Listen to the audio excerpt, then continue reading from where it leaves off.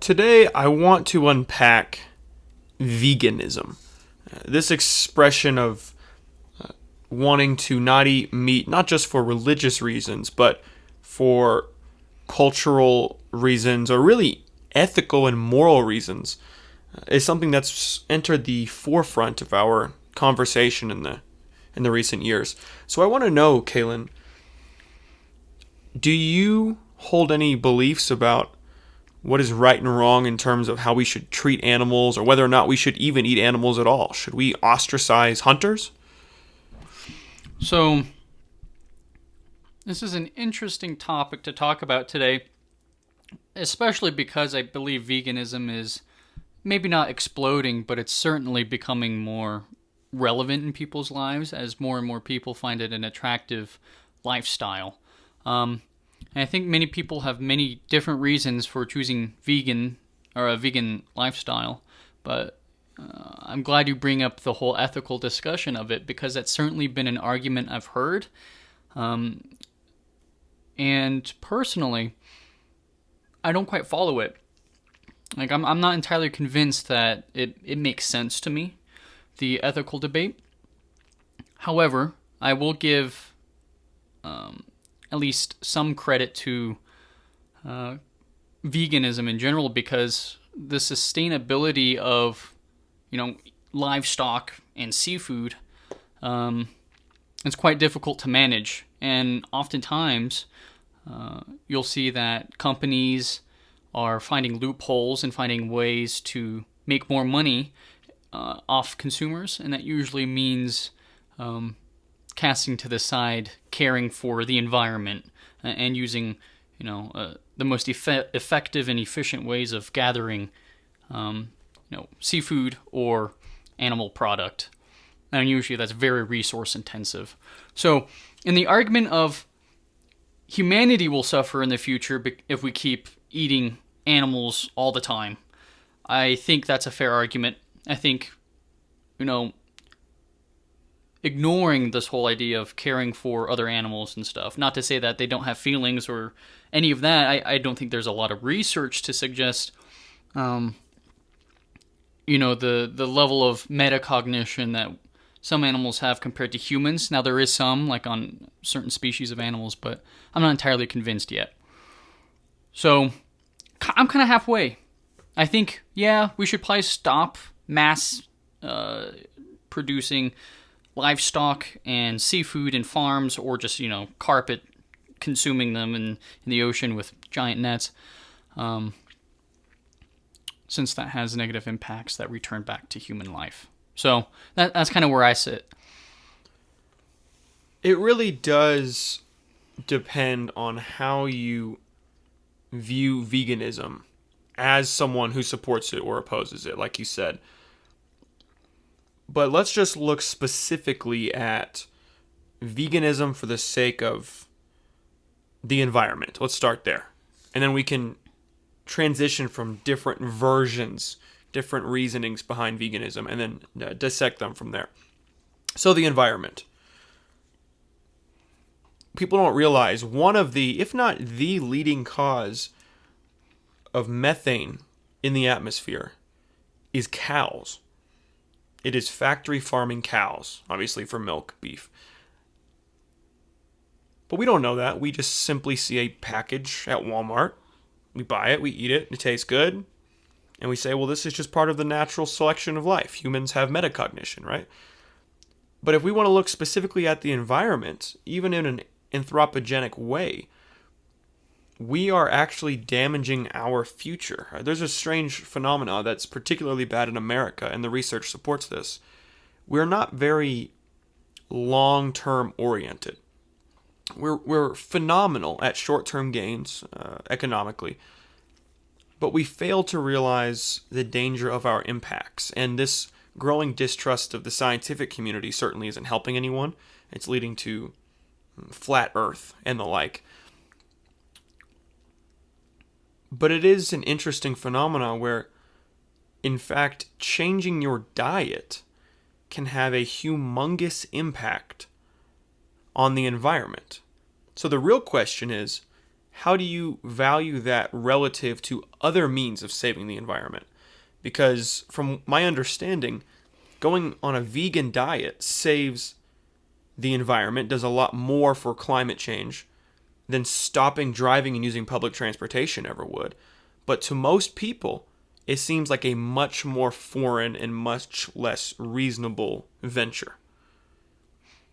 Right. And the data that you're bringing up here, or the science that you've brought up here about how cows are the leading cause of methane production in the United States, and how changing diet might actually be the most fruitful way of stopping all of this change on a global scale. I've heard the same stuff, and so to that end, I think that might be what is soon to become common knowledge. But whether or not people are willing to gulp down the fact that they can no longer eat meat, that's a different story. And so I watched a documentary called Seaspiracy, I believe is what it's called. And it basically went over how a lot of the campaigns to save the earth have intentionally ignored the primary, the primary problem. And that's in the food industry, all across the board, minus, agriculture and plants. A lot of the companies responsible for seafood and land food are probably the largest contributors to pollution and the overall decline in the state of the environment. However, we've seen time and time again everyone trying to go green by no longer using plastic straws or, driving environmentally safe cars, and you pinpointed it that doesn't really change anything at the end of the day. We're looking at, 1 to 2% change versus the 30 to 40 that could come out of entire shifts in diet in the human race.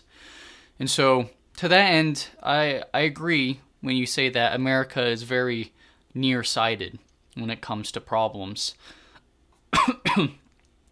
And I don't think very many people would be receptive if I walked up to them and told them you should stop eating your McRib, or that pulled pork is going to be a problem in the future, a few generations down the line for your children. I can definitely see why that'd be hard to swallow. Because I love pulled pork. It's freaking delicious. And, maybe we could talk about the difference between limiting versus completely absolving from meat products. But at the end of the day, I think it's the same battle. It's going to be very hard to limit that. It's really an economic battle, from what I can tell. People want cheaper products, and manufacturers want mass production, means of production. It's cheaper to produce. Obviously, they can provide that supply for the potential demand at a certain low price point, for example.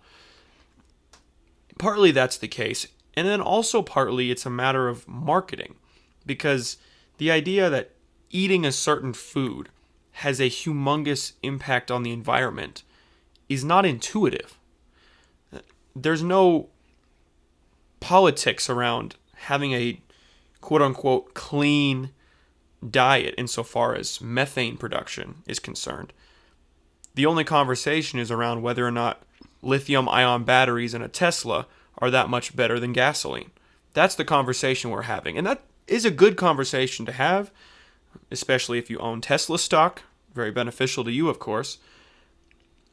But to your point, and I don't know those exact statistics, but there is a vast difference between diet and the impact it has and something like technological advancements in vehicles. And that's all fine, and that's one interesting perspective. But then if you go deeper, this really hits at the core problem, I think, or the core reason why people are interested in veganism, and it's the ethics behind it, as I alluded to earlier. Mm-hmm.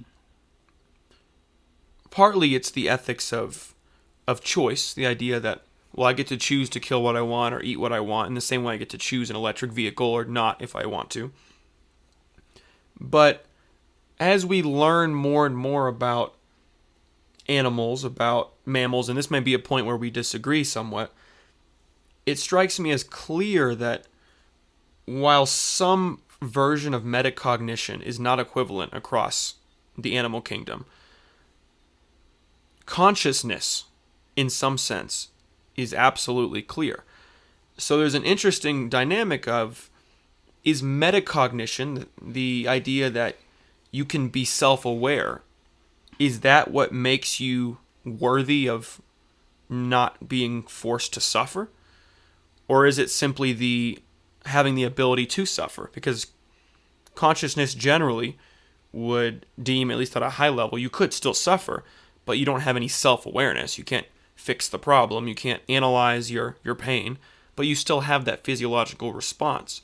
And I can see people thinking, well, just because it's a physiological response doesn't mean it's actual pain. But then I would say the same thing to that person, almost in a solipsistic way. Who's to say your actual pain isn't just a physiological response? How can we draw that line? Even if you can be aware of it, you don't feel it any different. And then we have to decide, where is that ethical boundary? Because if a dolphin has the same level of consciousness as a toddler, are we allowed to hunt dolphins? And if so, can we hunt toddlers? Obviously not.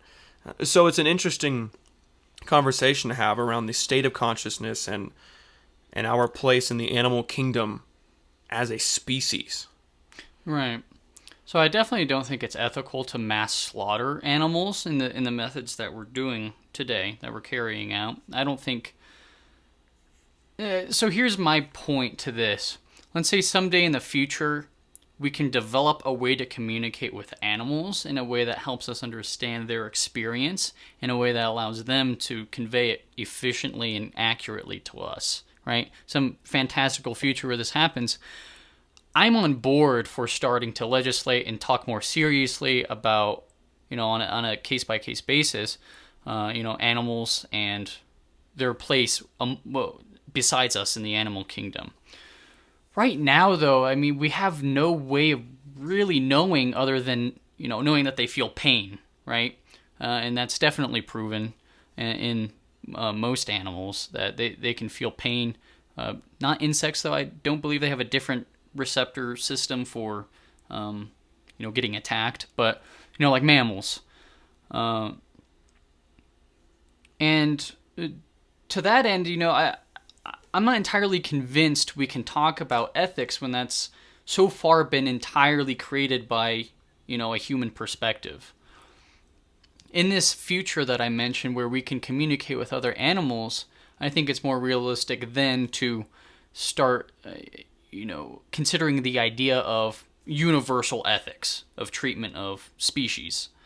I think the first step is definitely not, like I said, mass slaughter. I think that goes without having consent from the other party. So, I think that's one step. And also that it's just the smart step when we look at the other lenses through which this problem arises.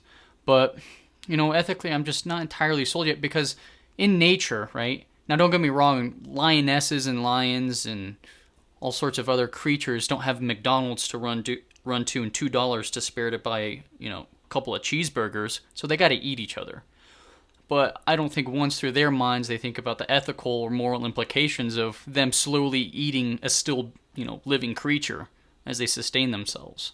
So I guess if it's a question of keeping people fed, I really can't reason with it, because they eat each other and they don't care about that. And, they don't have the time to like humans do, and they don't have the easily accessible food like humans do. So I understand that there's slightly different realms. But I think that's one of the reasons why I find it hard to swallow, 2 points on that. One, I agree that speciation may be the best path forward, in the sense that certain levels of cognition would deem certain levels of moral respect given to that species. Let's say primates. Primates, in many extents, they can learn languages, and sign languages generally. Well, if you can learn a language, you're clearly doing something. You're not not existing. You're not wading through life. And people don't really eat primates, at least in the West. And then to your other point, it is one that I find really interesting because it is logic that I've presented myself that, well, of course, in nature, before we had metacognition, which is just happenstantial and we just so happen to evolve this way, you just eat whatever you found, whatever your body could digest, and it was the survival of the fittest, so to speak. But then you can use those same terms today, although that term was coined by Herbert Spencer, obviously, not Charles Darwin, as we've discussed on the podcast. But then using the same logic that this is what happens in nature, so there's nothing wrong with continuing doing it, well, rape happens in nature. That's a common thing. I just wrote a paper on this recently about how there may be an ethical imperative to gaining metacognition, to gaining higher level consciousness, regardless of whether or not we selected it. Because now we have civil society. We don't allow rape in our societies. We don't allow murder. But in the natural world, we would have, right? We would have allowed murder and whatever else you wanted to do. So it is an interesting dynamic where partly I agree, if this happens naturally, it's not a problem to eat other animals. But at the same time, that logic doesn't hold true in other scenarios, which is certainly a fatal flaw. I don't have a good answer here, but I do find it worth delving deeper into the idea that maybe there is an ethical imperative as conscious creatures, as metacognitive creatures that have evolved civil society. Maybe we need to change our understanding of history and not simply accept Darwinian evolution, because frankly, we don't live in that world anymore. We don't naturally evolve anymore. It's artificial. Right. Interesting. So, are you therefore saying that it should be almost our imperative to guide species to the same level of cognition that we're at, if they're capable? Well, evolutionarily, I don't think it works that way. I mean, exactly, right? Not in that sense, definitely not. Okay. What I mean is that if there's an imperative, well, let's say this. Let's say we have to draw a line between what is ethical in the animal kingdom, let's say pre-civility, however you want to define that. I'm not an anthropologist. I don't know what that looks like. We have to define what was ethical at one point and what is ethical now. And if what's ethical now is something that doesn't align with our view of ethics in the animal kingdom, but we simultaneously say we are in fact a part of the animal kingdom, anyone who accepts evolution will accept that, regardless of the cognition we developed. Is it a form of cognitive dissonance to accept both? That we're part of the animal kingdom, we follow the same natural laws, but the rules change for us. And maybe it's not an issue. Maybe the animal kingdom needs different rules. Maybe we should be dominant because of some cognition that we've developed. I'm actually not saying one way or another, but I think it is worth begging the question, if that makes sense. It is interesting.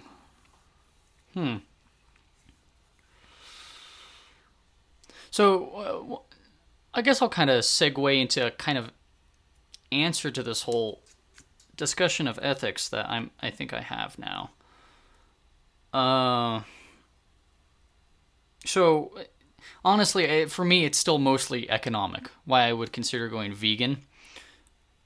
I do think it's intelligent of us to tread carefully going forward about animal rights, because, I don't think any single person is going to live long enough to see any time in history where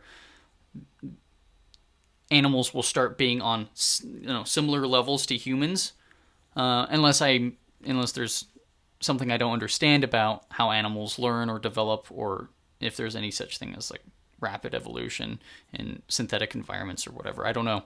But I will say I do think it's smart to start thinking about that stuff.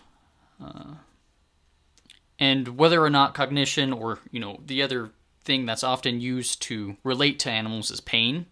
Whether or not those are the best things to use, I'm not sure. For whether or not we should care about how they feel or what their lives are like. That could certainly be the line that we draw, that area right there. I don't know enough to really talk about where we should draw the line, to be fair. However, we do need to stop eating animals, to be completely honest, because even if you don't care about them, I can imagine that 99.9% of humans will care about their offspring. So, if you care about them, you should certainly care about the fact that I think I can say it is unethical, based on my previous statement that mass slaughter isn't ethical regardless of what you're mass slaughtering. Our unethical practices of raising and consuming livestock, both on land and in the sea, is, not only that, but harmful to the environment on scales that is hard to imagine, like you said, because you can't really make the connection, this $1 cheeseburger I'm eating has a bigger impact than whether or not I use plastic straws for the rest of my life. So, I guess that's kind of my rounded answer. I certainly will not deny that there needs to be a debate about the ethics of it, and I'm glad that there is one happening right now. So, I guess that's my 2 cents. What this makes me think is that we need to find a progression forward, build a map towards figuring out how we should base our understanding of veganism or animal rights or something like that. Is it economic? Is it human-centered? Is it based on well-being? So, for example, I admittedly hold a level of cognitive dissonance in this one domain, one of very few, in fact, that I hold a almost double think in some sense, where based on my moral understanding of the world, that the well-being of conscious creatures should be the foundation to morality. I also eat meat, and I may or may not justify it, but it's practical and it's economical, right? You buy prepackaged meat and it's easy. So there's this tough dilemma where, including myself in this group, we need to figure out a roadmap for moving forward. And maybe that just means not bashing people who hunt and post a picture on Instagram because they did it ethically, they killed the animal quick, the animal lived a fruitful life in nature, it wasn't trapped in a cave shitting on itself its whole life. Well, that seems a lot more ethical to me. Maybe we start there. Maybe we start with saying, okay, if you hunt your own game and it's legal and you follow the permits and obviously you don't use your gun for anything that's not allowed, etc., okay, we're not going to kill you as a society. We're not going to call you out. Maybe that's a good place to start. And then maybe the next place to start is, to your point, economics. Simply, let's not erase the oceans of fish. Simultaneously, let's not pollute the oceans, which leads to the death of other animals that we could be eating, at least. You could argue that's at least more ethical than letting them die for no reason. So I certainly think that even if our perceptions of the end game looks different, there needs to be continued dialogue, but it has to be rational dialogue around something like climate change, which isn't happening really insofar as veganism is concerned. The only conversations I see are extreme videos on YouTube about stopping semis from delivering animals to be butchered, which seems bad on the surface, certainly. You have these images, and then you have the conversations that we're having, which are very rare. And that seems to be the whole story at this point. Interesting. Yeah, I definitely... So is there a strong, outlash against hunters, killing animals? Is that something that's happening? Well, I'm sure it's not vast insofar as the majority of the country is concerned. But every now and then I'll log into, I don't know, social media or YouTube, or just watch a big podcast like Joe Rogan or something. Something pretty simple, straightforward. And a guest will be talking about how they posted a picture with a deer in their hands, and then people will be really upset with them, or they'll lose followers, things like that. I see. And it's certainly possible it's a loud minority. It tends to be that the human species, myself included, thinks everyone is a lot less rational than they actually are. There's a lot more people who fit in the middle, so to speak, that don't get airtime, and that's certainly the case. But there is a loud minority, like in a lot of things in politics today, that makes these conversations difficult. They memify themselves as the animal rights SJW on YouTube. That's how they get presented. And then even if they have a good argument towards veganism, it's thrown out the box. And then on the same thing on the right, oh, you're just the hunter who wants to shoot game for sport and never eat it and let it go to waste. So there's a tough dynamic here of conversation that should be happening, but it seems to me that it's not. Yeah, I definitely think we should be working towards dispelling these kind of myths about what your typical hunter and what your typical vegan looks like, right? I certainly don't think the majority of hunters go out there and get a kick out of killing things. They do it because of the food. I mean, the sport itself, I don't think it's not the pleasure from killing something. It could be, at least that's my understanding. Maybe I'm wrong. Maybe the whole sport of hunting game is, oh, I'm a badass, I just killed something. I actually don't understand that, if that's the case.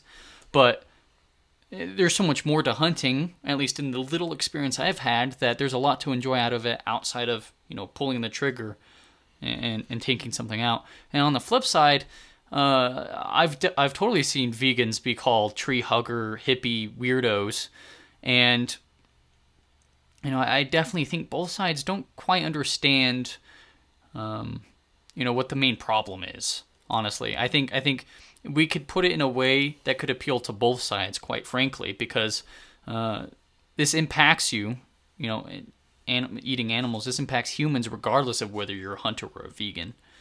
And so, like you said, I think we probably have different visions of what the end game is like, but I think something that will underlie either of our end games is definitely less animals being slaughtered by a huge percentage. I do like this idea you brought up of maybe ethical hunting being the primary source of meat. You have very precise times, and it has to be regulated. One of the biggest problems that I saw from Seaspiracy was that the commercial fishing sector isn't regulated at all. They say it's regulated. You go to the store and you see ethically fished on the label, and it's complete BS. No one can double check that. All that needs to happen for that label to be put on certain cans is the captain of the boat to say, yeah, we got these fish ethically. And, as much as I think it'd be nice that we could trust everyone's word, I could tell you right now it's utter BS, because what's more efficient? Handpicking and being careful with the fish, or just group gathering them and then, quick dispensing of stuff you don't want. So I do think regulation needs to start being a real thing in fishing and in livestock. I think that's a good first step. We need to start looking at, these big industries and saying, come on now, we got to be careful about this. I agree. Regulation is an advantage of civil society. It's just one we have to be careful about, like anything. And it also entails potentially global regulation, which is extremely difficult. Yeah. Look at East Asian farming, quote unquote, of shark fins. Well, then you put the shark back in the water with no fins. Maybe that's not a problem because there's no ethical reason to be, to not be okay with that. And maybe there's environmental reasons. I haven't heard the environmental impact problems for shark fin soup in particular, but either way, there seems to be an underlying lack of appreciation for the way things are done now across the board. And the reasonings are different, and many of them are unintuitive. But like always, like we always say, we can only find these answers, find this common ground, which in a civil democracy leads to legislative solutions whenever we are having conversation. That is the best path forward.